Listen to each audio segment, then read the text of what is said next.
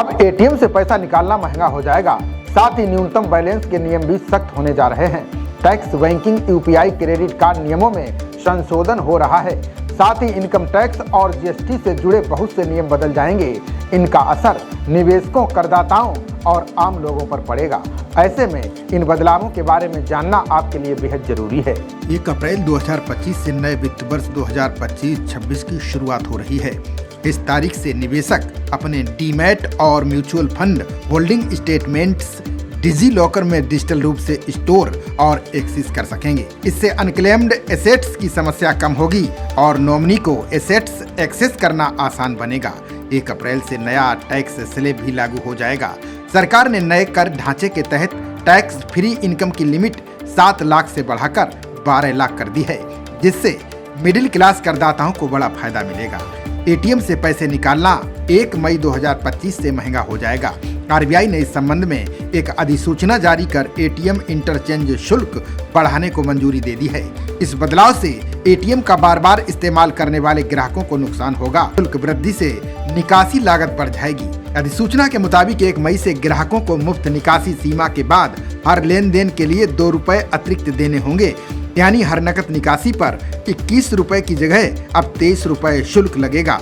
बता दें कि एटीएम से मुफ्त नकदी निकासी की एक सीमा तय है। मेट्रो शहरों में ग्राहक 1 महीने में अपने बैंक के एटीएम से 5 बार और दूसरे बैंक से एटीएम से 3 बार बिना किसी शुल्क के पैसे निकाल सकते हैं। इसके बाद ग्राहकों को अतिरिक्त शुल्क देना पड़ता है। कई बैंकों ने 1 अप्रैल से ही बचत और एफडी खाते के ब्याज दरों में बदलाव करने की घोषणा की है।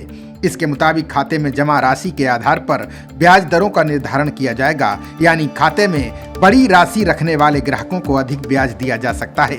साथ ही बैंकों में न्यूनतम बैलेंस के नियम और सख्त होने जा रहे हैं। एसबीआई, पंजाब नेशनल बैंक और केनरा समेत कई बैंकों के ग्राहकों को 1 अप्रैल से शहरी, अर्ध शहरी और ग्रामीण इलाकों के हिसाब से अपने बैंक खाते में न्यूनतम बैलेंस मेंटेन करना पड़ सकता है। ऐसा नहीं करने पर जुर्माना भरना पड़ेगा। जुर्माना राशि बैंक खाते की श्रेणी के हिसाब से अलग अलग होगी।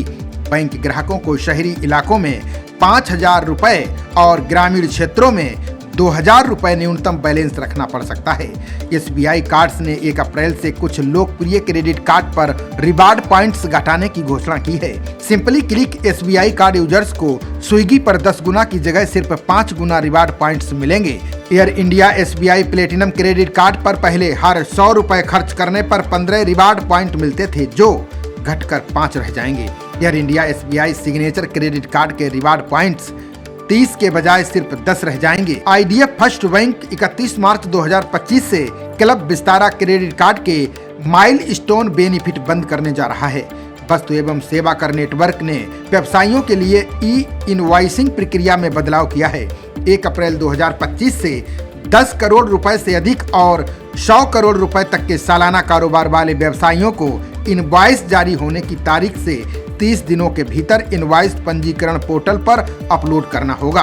1 अप्रैल 2025 से राष्ट्रीय पेंशन प्रणाली के तहत यूनिफाइड पेंशन स्कीम लागू की जाएगी। ये योजना केंद्रीय कर्मचारियों को सुनिश्चित पेंशन की गारंटी देगी। इसी तरह यूपीआई ट्रांजैक्शन में बदलाव हो रहा है। यदि आपका मोबाइल नंबर दूरसंचार विभाग के नियमों के तहत बंद कर दिया गया है, तो आपका बैंक और यूपीआई ऐप इसे अपने रिकॉर्ड से हटा सकता है, जिससे सेवाएं प्रभावित हो सकती हैं।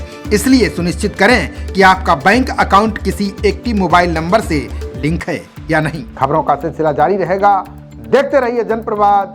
नमस्कार।